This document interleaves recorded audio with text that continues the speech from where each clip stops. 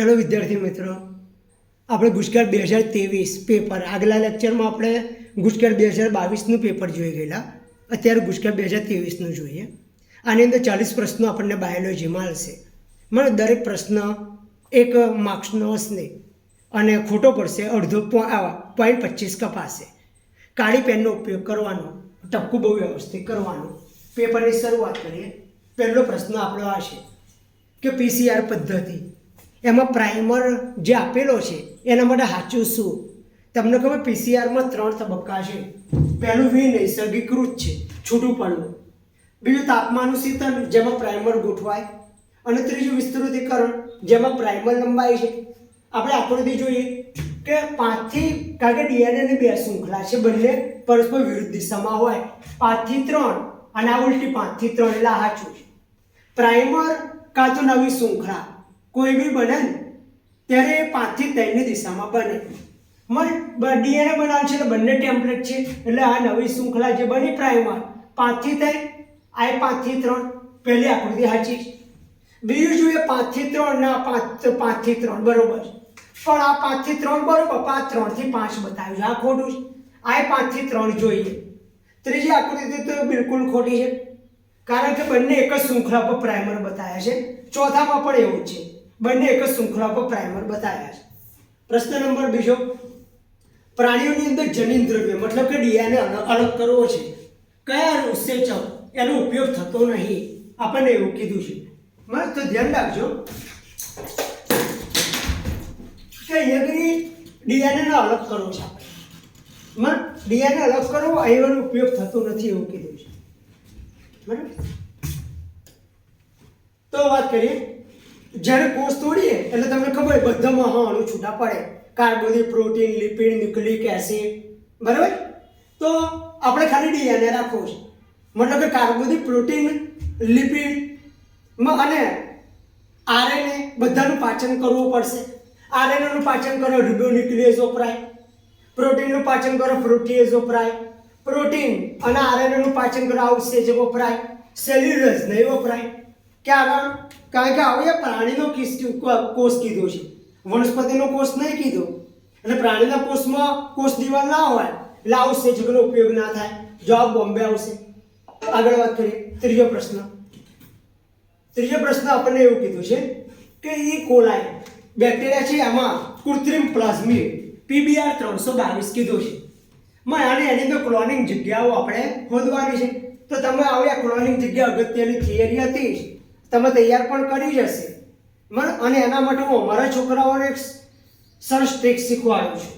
અને એવી ટ્રીક એવી છે, તમે જોયેલો તમારે સરસ ધ્યાનમાં આવી જશે. આપણે પ્લાઝમિડ બતાવીએ. હવે પીબીઆર 322 ક્યાં ક્યાં લીટા પાડવાના છે તો ધ્યાન રાખજો. પહેલા 2 અહીંયા આગળ, ફરી 2 અહીંયા, પછી 2 અહીંયા અને 2 આ બાજુ. ટોટલ 8 લીટા પાડવાના છે. બરાબર, આની અંદર એક એન્ટીબાયોટિક અવરોધક જનીન છે, એક આ એન્ટીબાયોટિક અવરોધક જનીન છે. હું મારા છોકરાઓને સૂત્ર શીખવાડું છું, તો તમે ધ્યાન રાખો એ સૂત્ર કયું છે. સૂત્ર આવું કે ફર્સ્ટ પેપર इकोलॉजी का है,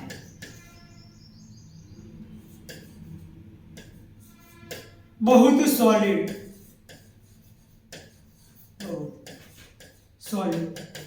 पेपर एट रूम. आ सूत्र याद रखो कि फर्स्ट पेपर इकोलॉजी का है, बहुत सॉलिड पेपर एट रूम. तो તમને આવડી જશે. ફર્સ્ટ એટલે કે PST1 ધ્યાન રાખજો. 2 અહીં બતાવવાના છે, એન્ટીબાયોટિક ક્લોનિંગ જગ્યા 2 અહીં બતાવવાની છે, 3 અહીં બતાવવાની છે, 2 અહીં આગળ બતાવવાની છે અને 1 અહીં આગળ બતાવવાનું છે. બરાબર, વાત કરીએ આપણે. ચલો અહીં આગળ ફર્સ્ટ એટલે PST1, પહેલા 4 માં 1 આવશે. First paper PVU1 eco R1 car CLA1 है, हिंद 3 बहुत, बम H1 सॉलिड साल 1 पेपर PVU એક વાર આવી ગયું એટલે ઘરે PVU2 લેવો પડશે એ એમ્ફીસિલિક અવરોધક જનીન ટી ટેટ્રાસાયક્લિક અવરોધક જનીન રૂમ અહીં ઘરે ROP અને અહીં ફરી ORI સ્વયંજનન ઉત્પત્તિ સ્થાન પ્રશ્નમાં આપણને એવું હતું કે એમ્ફીસિલિક અવરોધક જનીન છે એની અંદર ક્લોનિંગ જગ્યાઓ કઈ તો ક્લોનિંગ જગ્યાઓ બે છે PST1 અને PVU1 તો આપણે ચેક કરી લઈએ કે જવાબ છે કે કેમ અહીં કરી છે PST1 અને PVU1 એટલે જવાબ કલકત્તા આવશે કપાસના બોલ વર્ગ એનું નિયંત્રણ કરવાનો જનીન તો આ બેટી કપાસ બધાય થિયરી તૈયાર કરી જશે ને અને એની અંદર આ તો યાદ રાખવું જ પડે તમારે ગોખી મારવું પડે કે ક્રાય 1AC અને ક્રાય 2AB એવો કપાસના બોલ વર્મનો નાશ કરે જ્યારે ક્રાય 1AB છે એવો કોણ બોરર મને કે મકાઈમાં છિદ્ર પાડનારી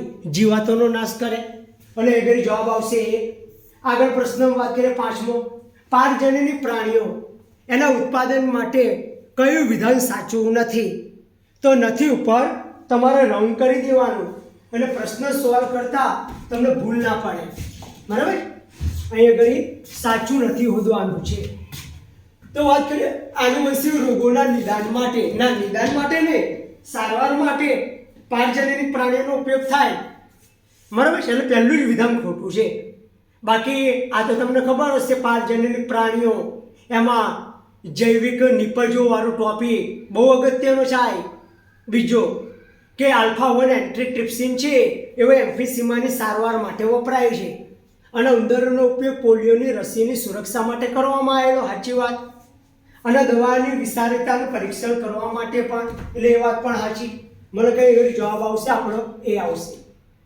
આગળ વાત કરીએ આપણે પ્રશ્ન છે વસ્તીમાં આંતરક્રિયા માટે સાચો વિકલ્પ અમારા છોકરા આ રીતે રાઉન્ડ કરી દે છે તમારે કરી દેવાનો સાચો વિકલ્પ ચાલો વસ્તીમાં આંતરક્રિયાઓ જોઈએ 13મું ચેપ્ટર જૂના સિલેબસ પ્રમાણે અહીંયા ઘડી પેજ નંબર બધા લખેલા જ છે પણ જૂની બુકના છે હવે સિલેબસમાં કટ થયું છે બગલા અને ચારણ કરતા પશુ ચાલે એટલે જીવાતો ઉડે બગલાને ખોરાક મળે એ આને ફાયદો આને કોઈ ફાયદો નુકસાન નહીં મને સહભોજિતા થયું એટલે પહેલું વિધાન ખોટું છે મોનાર્ક પતંગીઓ અને પરભક્ષી પક્ષી તો પરભક્ષી પક્ષી મોનાર્ક પતંગિયાને ખાય છે તો એ તો પરભક્ષણ થયું સ્પર્ધા ના થયું એટલે આ ખોટું આપણે હોદવાનું છે સાચો સમુદ્ર ફૂલ અને ક્લોવન માછલી સમુદ્ર ફૂલની નજીક રહે એને જરા પણ જોખમ લાગે સમુદ્ર ફૂલની અંદર જતું રહે સમુદ્ર ફૂલના ડંખ કોષો દુશ્મન પ્રાણીઓ સામે રક્ષણ આલે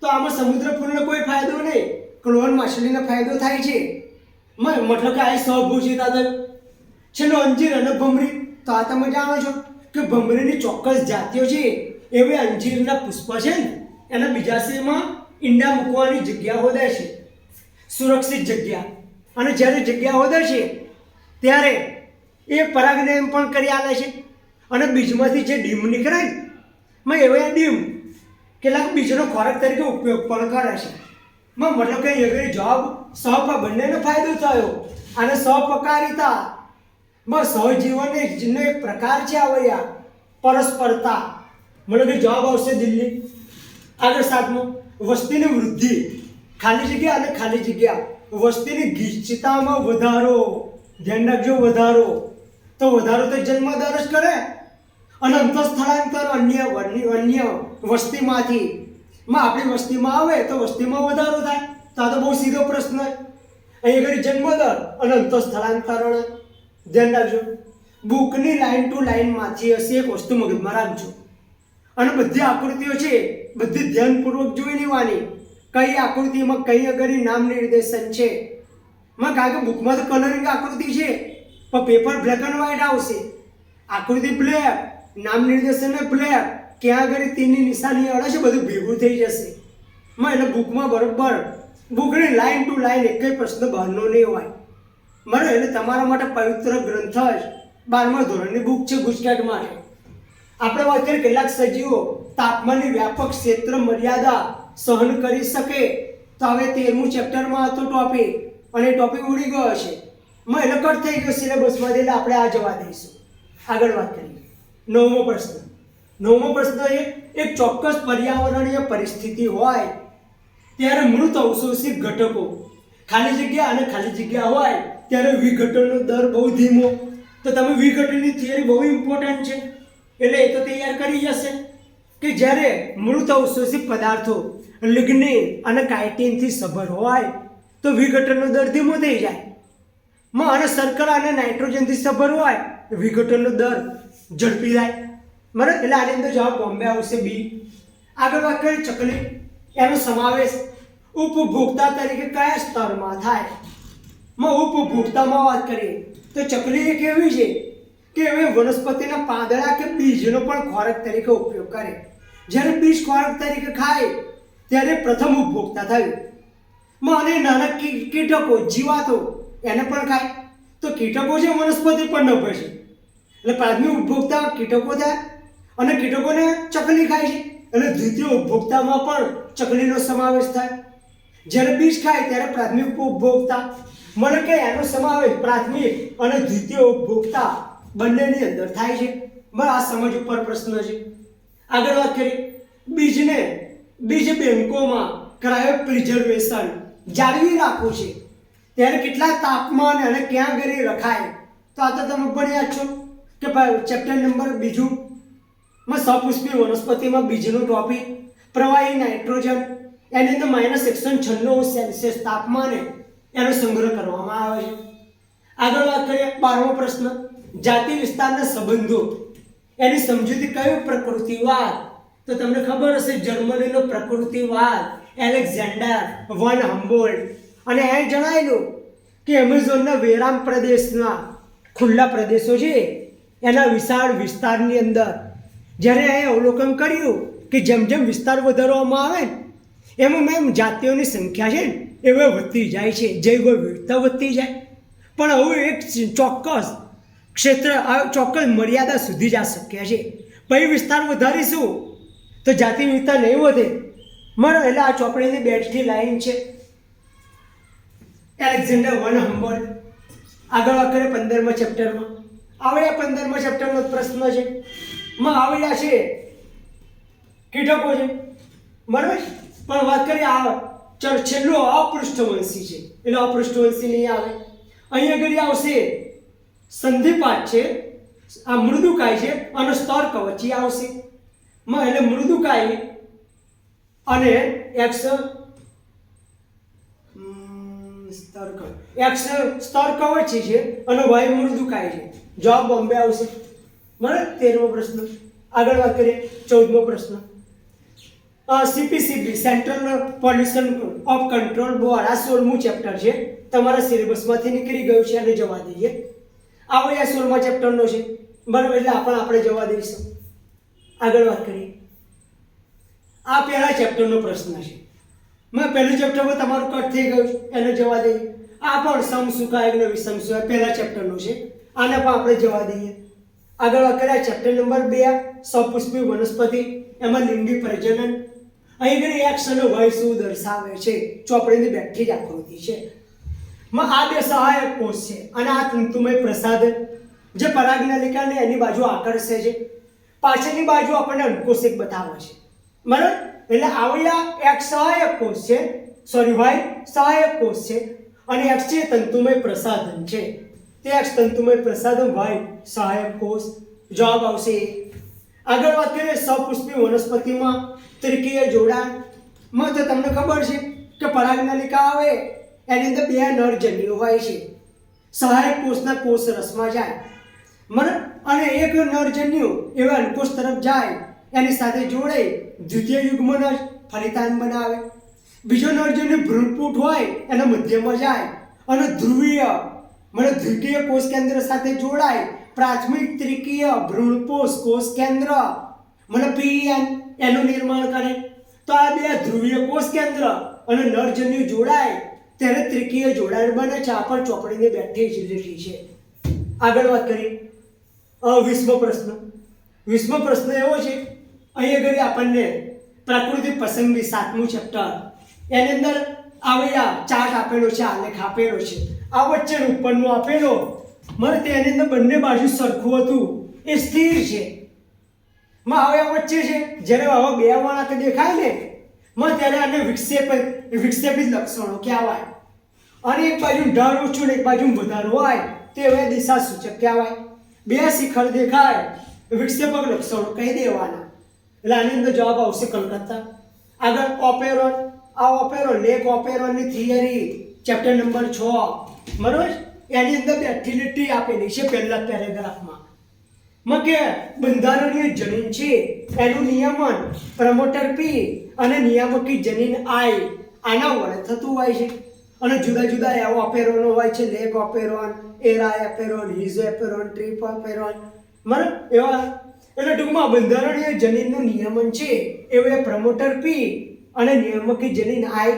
કારણ કે નિયામકી જનીન આઈ વડે ઉત્પન્ન થતું પ્રોટીન ઓપરેટર સાથે જોડાઈ જાય, સ્વિચ ઓફ કરી દે.